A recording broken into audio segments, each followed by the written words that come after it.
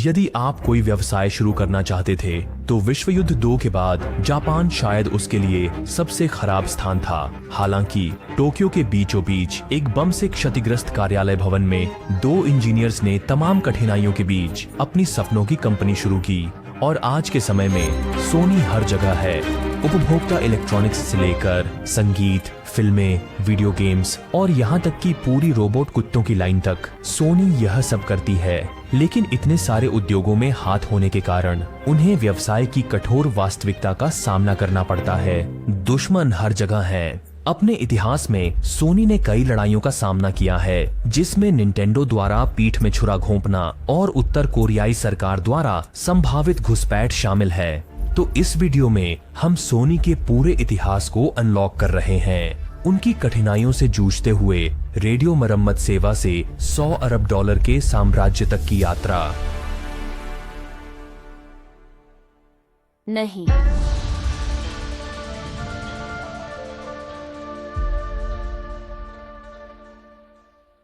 Akio Morita का जन्म Japan में 1921 में हुआ था और बहुत कम उम्र से ही उन्हें पारिवारिक व्यवसाय संभालने के लिए तैयार किया गया था। पिछले 14 पीढ़ियों से उनके परिवार ने एक शराब की भट्टी चलाई थी जो पिता से पुत्र को हस्तांतरित हुई थी। अकियो सिर्फ 10 साल की उम्र से ही कंपनी के सभी बोर्ड बैठकों में शामिल होते थे। हालांकि वह पारिवारिक व्यवसाय चलाने की तुलना में रेडियो और ग्रामोफोन के साथ छेड़छाड़ करने में अधिक रुचि रखते थे और उन्होंने अपने पिता से भौतिकी और इंजीनियरिंग पढ़ने की अनुमति मांगी, न कि अर्थशास्त्र की। आश्चर्यजनक रूप से उनके पिता मान गए और यह निर्णय संभवतः उनकी जान बचा सकता था। जापान द्वारा पर्ल हार्बर पर बम गिराने के बाद सेना ने लाखों सैन्य उम्र के पुरुषों को भर्ती किया, लेकिन चूंकि आकियो ने भौतिकी की पढ़ाई की थी, वह सेना के लिए हथियार डिजाइन कर सकते थे बजाय अग्रिम पंक्ति पर लड़ने के। आकियो को नौसेना में एक इंजीनियरिंग नौकरी मिली और वहीं पर उनकी मुलाकात उनके भविष्य के बिजनेस पार्टनर मसारू इबुक से हुई। अकियो और मसारू अपनी तकनीक के प्रति साझा जुनून के कारण जल्दी ही एक दूसरे के करीबी बन गए। हालांकि उन्हें इसका युद्ध में उपयोग करना पसंद नहीं था और वे दोनों ऐसी तकनीक बनाने का सपना देखते थे जिससे लोगों के रोजमर्रा के जीवन में सुधार हो। फिर भी दुनिया युद्ध में थी और इंजीनियर के रूप में अकियो और मसारू जानते थे कि जापान की सैन्य तकनीक अमेरिका से वर्षों पीछे थी, इसलिए यह केवल समय की बात थी जब वे युद्ध में हारने की स्थिति में होंगे। अगस्त 1945 में उनकी भविष्यवाणी सच हो गई। अमेरिका ने परमाणु बम गिराए और ग्रीन को पूरा आत्मसमर्पण करने के लिए अकियो और मासारू की नौसेना में नौकरियां अचानक समाप्त हो गईं और फिलहाल के लिए वे अलग दिशा में चले गए। अकियो ने एक विश्वविद्यालय में पढ़ाना शुरू किया, जबकि मासारू ने अपनी छोटी कंपनी शुरू करने का निर्णय लिया। लेकिन इस समय जापान दुनिया में व्यवसाय शुरू करने के लिए सबसे खराब स्थानों में से एक था। अधिकांश प्रमुख शहर आगजनी में खंडहर बन चुके थे। लगभग आधे लोगों के पास रहने के लिए कोई जगह नहीं थी और बेघर लोग सर्दियों की रातों में ठंड से मर जाते थे। पुलिस भी कहीं नहीं थी और कोई वैध नौकरियां नहीं थीं। इसका मतलब था कि कई युवा महिलाएं खाने के बदले में अमेरिकी जीआई के साथ सोने लगीं, जबकि कई युवा पुरुष याकुजा में शामिल हो गए, जो मूल रूप से जापानी माफिया है। जापान में इस उदास स्थिति को देखते हुए यह अजीब है कि मसारू को अपने व्यवसाय शुरू करने के बारे में इतना अधिक आशावाद था। लेकिन वह एक कंपनी बनाना चाहते थे जहां इंजीनियर्स मन से काम कर सकें और वह इसे किसी भी कीमत पर संभव बनाना चाहते थे। और इसलिए मसारू ने अपने पहले उत्पाद पर काम करना शुरू किया, जो एक इलेक्ट्रिक राइस कुकर था। हालांकि राइस कुकर या तो चावल को बहुत कम पकाता या जला देता था और इसलिए उत्पाद बुरी तरह विफल हो गया। फिर मसारू ने एक इलेक्ट्रिक हीटिंग ब्लैंकेट बनाने की कोशिश की जो असुरक्षित था और वह भी असफल रहा। लेकिन मसारू बस आगे बढ़ते रहे, यह मानते हुए कि हर असफलता उन्हें सफलता के एक कदम और करीब ले जाती है। और अंततः उन्होंने वह पाया जिसकी बाजार को जरूरत थी। युद्ध के दौरान जापानी सरकार ने रेडियो को खोलकर उनके तार काट दिए थे ताकि वे अमेरिकी प्रचार के लंबे दूरी के संकेत प्राप्त न कर सकें। लेकिन अब जब युद्ध खत्म हो गया था, इन सभी रेडियो की मरम्मत की जरूरत थी और मसारू ने एक रेडियो मरम्मत सेवा शुरू की।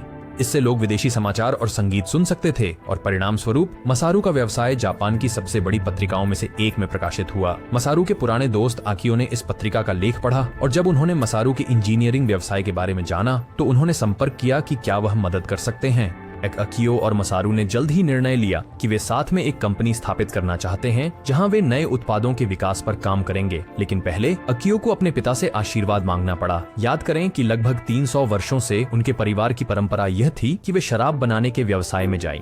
फिर भी हैरानी की बात यह है कि उसके पिता ने अकियो को परंपरा तोड़कर अपने जुनून का पीछा करने की अनुमति दे दी और उन्होंने अकियो और मसारू को उनकी नई व्यापार शुरू करने के लिए 1,90,000 येन भी दिए। तो 1946 में अकियो और मसारू ने औपचारिक रूप से टोक्यो टेलीकम्युनिकेशंस इंजीनियरिंग कॉरपोरेशन की स्थापना की, जो अंततः सोनी बन गया। उस नाम, कुछ पैसे और बढ़ती हुई इंजीनियरों की टीम के साथ अब उन्हें केवल बेचने के लिए कुछ चाहिए था। कुछ वर्षों के प्रयास और त्रुटियों के बाद 1950 में अकियो और मसारू ने सरकार के लिए एक नई तरह की टेप रिकॉर्डर बनाना शुरू किया, जो बड़ी सफलता नहीं थी, लेकिन यह पोर्टेबल संस्करण के लिए नींव तैयार कर गया, जो कंपनी का पहला हिट उत्पाद था। लेकिन फिर जैसे ही टेप रिकॉर्डर का कारोबार रोमांचक हो रहा था, एक नई तकनीकी नवाचार ने सब कुछ बदल दिया। वर्ष 1952 में आकियो और मासारू को पता चला कि ट्रांजिस्टर का आविष्कार करने वाली कंपनी अन्य कंपनियों को इस तकनीक का लाइसेंस देने का मौका दे रही थी, बदले में रॉयल्टी के लिए।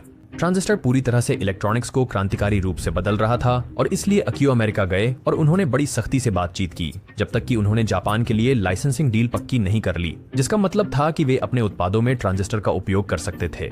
हालांकि इस यात्रा के दौरान आकियो अमेरिकी गगनचुंबी इमारतों को देखकर स्तब्ध रह गए और जापान लौटते समय उन्होंने जर्मनी में भी रुक कर देखा, जो युद्ध के बाद एक अद्भुत आर्थिक वापसी कर रहा था। यह स्पष्ट था कि जापान अन्य देशों से पिछड़ रहा था।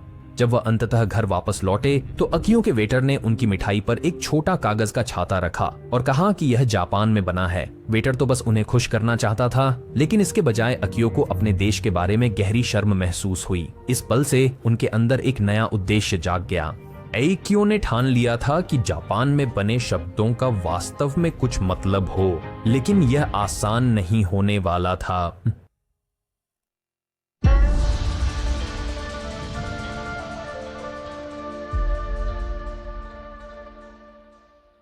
अब जब उनके पास ट्रांजिस्टर बनाने का लाइसेंस था, अकियो और मासारू के पास अपनी कंपनी को एक वैश्विक ब्रांड में बदलने के लिए उन्हें ऐसा नाम चाहिए था जो दुनिया भर में उपयोग किया जा सके। एक शब्दकोश के पन्ने पलटते हुए उन्हें सोनस मिला, जो ध्वनि के लिए लैटिन शब्द है। उन्होंने इसे सोनी के साथ जोड़ा, जो एक युवा व्यक्ति के लिए बोलचाल का शब्द था, और इससे उन्हें नाम मिला सोनी। उन्होंने आधिकारिक रूप से कंपनी का नाम कुछ वर्षों बाद बदला, लेकिन उन्होंने नए उत्पाद पर सोनी ब्रांड का उपयोग करना शुरू कर दिया, जो ट्रांजिस्टर रेडियो था। ट्रांजिस्टर का उपयोग करके वे मानते थे कि वे रेडियो को अधिक छोटा और पोर्टेबल बना सकते हैं, जो कि वर्तमान में मौजूद भारी भरकम रेडियो से बेहतर होगा। हालांकि जब उन्होंने ट्रांजिस्टर का बड़े पैमाने पर उत्पादन शुरू किया तो उनमें से 95% से अधिक दोषपूर्ण थे। कंपनी के धन कम होने लगे और उन्हें अपनी गतिविधियां जारी रखने के लिए बैंक से ऋण लेना पड़ा। अगर उनके ट्रांजिस्टर का दृष्टिकोण रेडियो विफल हो जाता तो व्यापार समाप्त हो जाता। लेकिन 1955 में वर्षों की प्रैक्टिस के बाद उन्होंने एक महत्वपूर्ण उपलब्धि हासिल की और अपना पहला रेडियो TR-55 बेचने लगे। लेकिन मसारू अभी भी संतुष्ट नहीं थे। उन्होंने अपने इंजीनियरों को तकनीक को और बेहतर बनाने और उत्पाद को और भी छोटा बनाने के लिए प्रेरित किया, जिससे TR-63 का निर्माण हुआ, जिसे दुनिया का पहला पॉकेट आकार का ट्रांजिस्टर रेडियो कहा गया। हालांकि सोनी अपने मार्केटिंग के साथ थोड़ी चालाक थी। TR-63 वास्तव में अधिकांश शर्ट के पॉकेट में फिट होने के लिए थोड़ा बड़ा था, इसलिए कंपनी ने अतिरिक्त बड़े पॉकेट वाली शर्ट बनाई ताकि जब सेल्समैन उत्पाद का प्रदर्शन करे तो वह हमेशा फिट हो जाए। यह उत्पाद तत्काल सफल हो गया। ये एक पोर्टेबल रेडियो था जो इतना सस्ता था कि यह वास्तव में जन बाजार का उत्पाद बन गया और इसने सोनी को जापान की सबसे आशाजनक कंपनियों में से एक बना दिया। 1957 तक उनके पास 1200 से अधिक कर्मचारी थे और 1960 तक अकियो ने अमेरिका में एक वितरण नेटवर्क बनाना शुरू कर दिया। इसके बाद सोनी अमेरिकी शेयर बाजार में सूचीबद्ध होने वाली पहली जापानी कंपनी बन गई। लेकिन जब अकियो का अमेरिका में विस्तार अच्छा चल रहा था, मसारू अपनी सारी ऊर्जा एक नए प्रोडक्ट में लगा रहे थे। आप देखें, रंगीन टीवी मध्य 1950 के दशक से थे, लेकिन वे धुंधले, मंद और महंगे थे, इसलिए अधिकांश लोग अभी भी काले और सफेद को पसंद करते थे। जाहिर है, पहली कंपनी जो रंगीन टीवी बनाती जिसने काले और सफेद टीवी की गुणवत्ता और कीमत से मेल खाया, वह एक बड़ी कमाई कर सकती थी। इसलिए इस समस्या को हल करने की एक बड़ी दौड़ थी और मसारू जीतना चाहते थे। 1961 में शुरू करते हुए सोनी ने अपना खुद का कलर टीवी विकसित करना शुरू किया और मौजूदा तकनीक में केवल सुधार करने के बजाय मसारू ने इसे पूरी तरह से नए सिरे से तैयार करने का निर्णय लिया। लेकिन लगभग हर एक टीवी में जो उन्होंने बनाया था विचित्र दृश्य दोष थे, इसलिए सोनी को उन्हें बनाने की लागत के आधे में बेचना पड़ा ताकि उनसे छुटकारा मिल सके। यह सोनी के इतिहास में अब तक की सबसे बड़ी विफलता लगने लगी। लेकिन हमेशा की तरह मसारू ने हार नहीं मानी। उन्होंने अपनी टीम से पूरी तरह से यह पुनर्विचार करने को कहा कि रंगीन टीवी कैसे काम करता है। मसारू ने छवि गुणवत्ता सुधारने, लागत कम करने और बड़े पैमाने पर उत्पादन की सभी समस्याएं ठीक करने में अपनी पूरी मेहनत और लगन लगा दी। आखिरकार उन्होंने एक नया उत्पाद बनाया जिसे ट्रिनिट्रॉन कहा जाता था, जिसमें बाजार में उपलब्ध अन्य सभी रंगीन टीवी से अधिक चमकीली और तेज छवि थी और उत्कृष्ट गुणवत्ता की वजह से सोनी उच्च कीमत वसूल सकती थी। अगले कुछ दशकों में सोनी विश्व की सबसे बड़ी टीवी निर्माता कंपनी बन गई। लगभग 290 मिलियन ट्रिनिट्रॉन्स बेचे। इस उत्पाद ने कंपनी को 1976 में टेलीविजन में योगदान के लिए एमी अवार्ड भी दिलाया और इस तरह ट्रिनिट्रॉन की सफलता और सोनी के वैश्विक विस्तार के बाद सोनी उपभोक्ता इलेक्ट्रॉनिक्स में एक बड़ा नाम बन गई। उन्होंने गुणवत्ता के लिए प्रसिद्धि प्राप्त की, जिससे जापान में बने उत्पादों की धारणा में सुधार हुआ, जैसा कि कई वर्षों पहले अकियो ने करने का संकल्प लिया था। लेकिन वह इस पल का आनंद ज्यादा देर तक नहीं ले पाएंगे। सोनी एक ऐसे संघर्ष में प्रवेश करने जा रहा था जो उन्होंने जो कुछ बनाया था उसे नष्ट करने की धमकी देता था। अलविदा।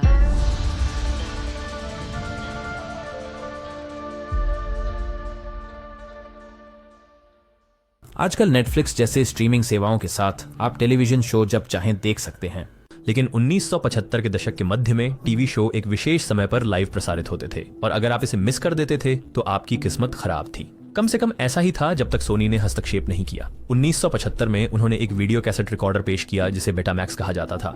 अब लोग बस एक चैनल चुन सकते थे, टाइमर सेट कर सकते थे और बेटामैक्स जो भी चल रहा था उसे रिकॉर्ड कर लेता ताकि वे उसे जब चाहें फिर से देख सकें। उत्पाद शुरू में एक बड़ी हिट लग रहा था, लेकिन फिर बेटामैक्स को एक गंभीर प्रतिद्वंद्वी मिला, VHS। अब देखिए, जैसे आज डिजिटल वीडियो के लिए अलग अलग फाइल फॉर्मेट होते हैं, वैसे ही वीडियो कैसेट्स के भी अलग अलग फॉर्मेट होते थे, जैसे बेटामैक्स या VHS। लेकिन यहाँ एक दिलचस्प बात है। हालांकि बेटामैक्स की छवि गुणवत्ता VHS से बेहतर थी और इसे बेहतर तकनीक माना जाता था, फिर भी VHS ने प्रारूप युद्ध जीत लिया। क्यों? क्योंकि VHS सस्ता था और 4 गुना ज्यादा सामग्री स्टोर कर सकता था। तो भले ही सोनी का उत्पाद बेहतर था, औसत व्यक्ति के लिए VHS अधिक समझ में आया। तो सभी लाखों अकियो और मसारू ने बेटामैक्स में निवेश किया था, जो कुछ ही वर्षों में खो गया। हालांकि जब सोनी पैसे खो रही थी, अकियो ने एक साहसिक दांव लगाया। उन्होंने कहा कि अगर उनका अगला उत्पाद विफल हो गया तो वह कंपनी छोड़ देंगे।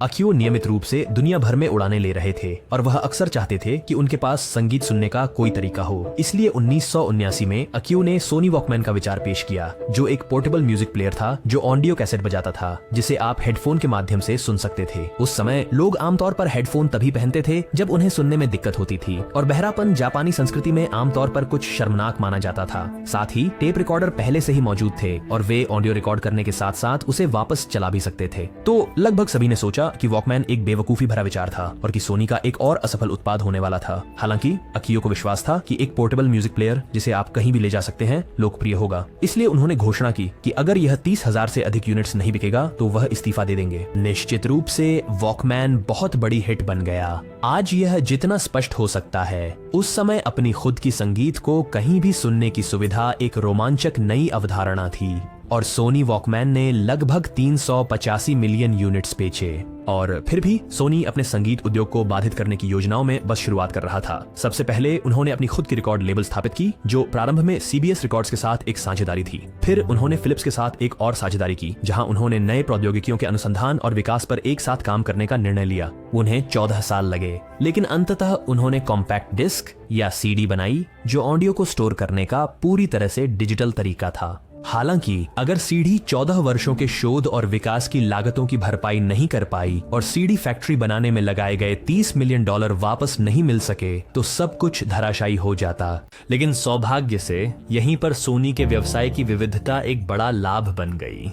CD ने सोनी को 4 आय स्रोत दिए। सबसे पहले सोनी की रिकॉर्ड लेबल को नई फैक्ट्री में तैयार की गई CD से कुछ राजस्व मिला। दूसरी बात, सोनी ने अन्य कंपनियों को रॉयल्टी के बदले CD बनाने की अनुमति दी। तीसरी बात, 1982 में सोनी ने अपने पहले CD प्लेयर बेचने शुरू किए और अंततः उनकी रिकॉर्ड लेबल ने दुनिया के कुछ सबसे प्रसिद्ध कलाकारों का संगीत CD पर बेचा। इससे सारे घटनाक्रम ने एक पागल स्नोबॉल प्रभाव को जन्म दिया। जब सोनी को अन्य कंपनियों से रॉयल्टी मिली तो इसका मतलब था कि CD फॉर्मेट की लोकप्रियता बढ़ रही थी। इसने स्वाभाविक रूप से अधिक CD प्लेयर की बिक्री की ओर अग्रसर किया। जिससे संगीत की मांग बढ़ी, जिसे सोनी के रिकॉर्ड लेबल ने तैयार किया और फिर उसे अपनी फैक्ट्री में बनी सीडी पर वितरित किया। तो मूल रूप से जब सोनी की एक आय स्रोत बढ़ी तो अन्य भी स्वाभाविक रूप से बढ़ गईं। सीडी ने पूरी तरह से सोनी की वित्तीय स्थिति को पलट दिया। अंततः वैश्विक उत्पादन प्रतिवर्ष सैकड़ों मिलियन तक पहुंच गया। इस पैसे का उपयोग करके 1988 में सोनी ने पूरी तरह से सीबीएस रिकॉर्ड्स और उनके म्यूजिक कैटलॉग को $2 बिलियन में खरीद लिया। ये अंततः सोनी म्यूजिक एंटरटेनमेंट बन गया, जो आज के समय में दुनिया की दूसरी सबसे बड़ी रिकॉर्ड लेबल है और बॉब डायलन से माइकल जैक्सन तक एल्बम का निर्माण किया है। सोनी संगीत में एक प्रमुख शक्ति बन गया था, लेकिन हमेशा की तरह वे और भी आगे बढ़ना चाहते थे और इसलिए सोनी ने फिर से एक बिल्कुल नए उद्योग वीडियो गेम्स में प्रवेश करने का फैसला किया।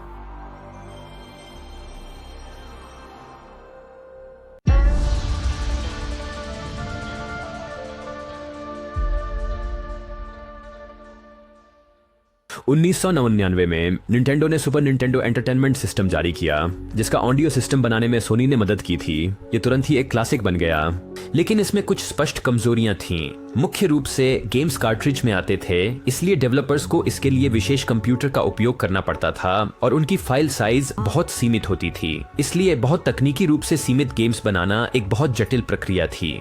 हालांकि अब सोनी और निंटेंडो का कार्य संबंध था। सोनी ने एक समाधान प्रस्तावित किया जिससे उनका कंट्रोलर सीडी आधारित गेम्स खेल सके। यह एक ठोस विचार था और सोनी ने तुरंत इस पर काम शुरू कर दिया, लेकिन उनके पास एक और विचार भी था। वे केवल सीडी का उपयोग करने वाला एक पूरी तरह से नया कंसोल बना सकते थे, कार्ट्रिज नहीं। निंटेंडो के विचार में यह एक बहुत बड़ा कदम था। आधुनिक गेम डेवलपर्स ने इसे कार्ट्रिज बनाया। आधारित से सीडी आधारित गेम्स में बदलाव कर सकते थे, जो कि वे शायद करेंगे। सोनी अपनी खुद की कंसोल लॉन्च कर सकती थी और सभी डेवलपर्स को अपने साथ ले जा सकती थी। निंटेंडो को बढ़ती शंका होने लगी कि सोनी उन्हें धोखा देगी और इसलिए निंटेंडो ने पहले सोनी को धोखा देने का फैसला किया। सोनी के सभी लोगों के लिए यह चौंकाने वाली बात थी कि निंटेंडो ने सार्वजनिक रूप से घोषणा की कि वे उसी सीडी आधारित तकनीक बनाएंगे।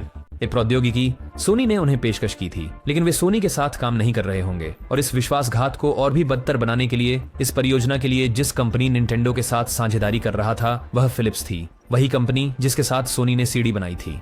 सोनी के सभी लोग गुस्से में थे, लेकिन अंततः यह शायद निंटेंडो की सबसे बड़ी गलतियों में से एक थी, क्योंकि सोनी ने निंटेंडो के बिना इस प्रोजेक्ट को आगे बढ़ाने का निर्णय लिया और 1996 में जो निंटेंडो प्लेस्टेशन होता वह सोनी प्लेस्टेशन बन गया। चूंकि प्लेस्टेशन सीडी का उपयोग करता था, यह गेम डेवलपर्स के लिए एक बहुत ही आकर्षक प्लेटफॉर्म था और स्वयं गेम निंटेंडो कंसोल्स के लिए बनाए गए गेमों से कहीं अधिक महत्वाकांक्षी हो सकते थे जो कार्ट्रिज का उपयोग करते हैं। इसके अलावा सोनी के पास निंटेंडो से अधिक संसाधन थे, इसलिए सोनी ने अपने कंसोल में बहुत अधिक तकनीक शामिल की और इसने एसनेस को एक खिलौने की तरह बना दिया। निंटेंडो ने अपने प्रतिस्पर्धी निंटेंडो 64 को तो जारी किया, लेकिन इसके लिए पूरी लाइफ टाइम में केवल 400 गेम बनाए गए, जबकि प्लेस्टेशन के लिए लगभग 8000 गेम बने। इन सबके कारण प्लेस्टेशन ने 100 मिलियन से अधिक यूनिट बेचे और लगभग 1 बिलियन गेम्स। सोनी ने कंसोल युद्ध जीत लिया था। गेमिंग उनके लिए अब एक गंभीर व्यवसाय बन गया था और उन्होंने इस सफलता के बाद प्लेस्टेशन 2 के साथ कदम बढ़ाया, जो अब तक का सबसे अधिक बिकने वाला गेम कंसोल बन गया, जिसके 150 मिलियन से अधिक यूनिट बिके।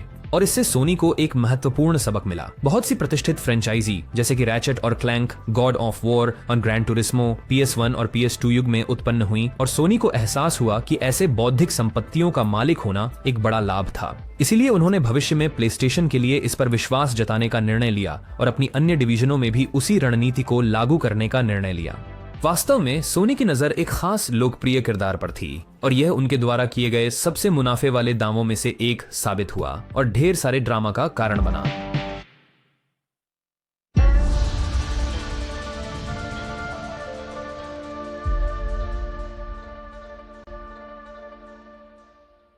सोनी और भी अधिक उद्योगों पर विजय प्राप्त करना चाहती थी और इसी कारण 1989 में उन्होंने movie studio Colombia pictures entertainment खरीदा। ये सोनी पिक्चर्स एंटरटेनमेंट बन गया, जो आज के 5 प्रमुख मूवी स्टूडियो में से एक है। हालांकि 1998 में मार्वल एक क्रूर दिवालियापन से उबर रहा था और सोनी पिक्चर्स ने इसे एक अवसर के रूप में देखा। उन्होंने स्पाइडरमैन के फिल्म अधिकार खरीदने के लिए मार्वल से संपर्क किया, जो उनका सबसे लोकप्रिय चरित्र था। बहुत बातचीत हुई, लेकिन क्योंकि उस समय मार्वल को पैसे की सख्त जरूरत थी, उन्होंने एक बेहद महंगे सौदे पर सहमति दे दी। सोनी ने स्पाइडरमैन के फिल्म अधिकार केवल $7 मिलियन में खरीदे। इसके अलावा प्रत्येक फिल्म के लिए $10 मिलियन का भुगतान और उसके बॉक्स ऑफिस राजस्व का 5%। लेकिन स्पाइडरमैन की लोकप्रियता को देखते हुए ये एक पागल छूट थी और ये और भी विचित्र हो जाती है। जब तक सोनी हर 5 साल और 9 महीने में एक स्पाइडरमैन फिल्म रिलीज करता है, उनके पास स्पाइडरमैन फिल्में बनाने के विशेष अधिकार हमेशा के लिए हैं। इसलिए सोनी पिक्चर्स ने समय बर्बाद नहीं किया। उनकी पहली स्पाइडरमैन फिल्म, जिसमें टोबी मैguire ने अभिनय किया था, 2002 में आई थी। इसने लगभग $140 मिलियन के बजट पर $825 मिलियन की कमाई की। और यह तो सिर्फ एक फिल्म से था, इसलिए उनका निवेश पहले ही एक अविश्वसनीय सफलता साबित हो चुका था। वर्षों में स्पाइडरमैन सोनी के लिए लगभग $9 बिलियन की संपत्ति बन चुका है। इसलिए ये सोचना पागलपन है कि उन्होंने उसकी फिल्म अधिकारों के लिए सिर्फ $7 मिलियन चुकाए। हालांकि ये डील सोनी के लिए और भी बेहतर हो सकती थी। देखिए, जब उन्होंने स्पाइडरमैन खरीदा, मार्वल ने वास्तव में उन्हें अपने सभी किरदार $25 मिलियन में देने की पेशकश की थी। लेकिन सोनी के अधिकारियों ने कहा कि किसी को दूसरे मार्वल पात्रों की परवाह नहीं थी और इसलिए उन्होंने केवल स्पाइडरमैन के अधिकार खरीदे। मार्वल सिनेमैटिक यूनिवर्स द्वारा कमाए गए अरबों डॉलर को देखते हुए यह अजीब है कि सोनी सभी किरदार केवल $25 मिलियन में खरीद सकता था। हालांकि सोनी की टीम उस पर लंबे समय तक ध्यान नहीं देगी, क्योंकि वे इतिहास में सबसे बड़े डेटा उल्लंघनों में से एक में शामिल होने वाले थे। विदा।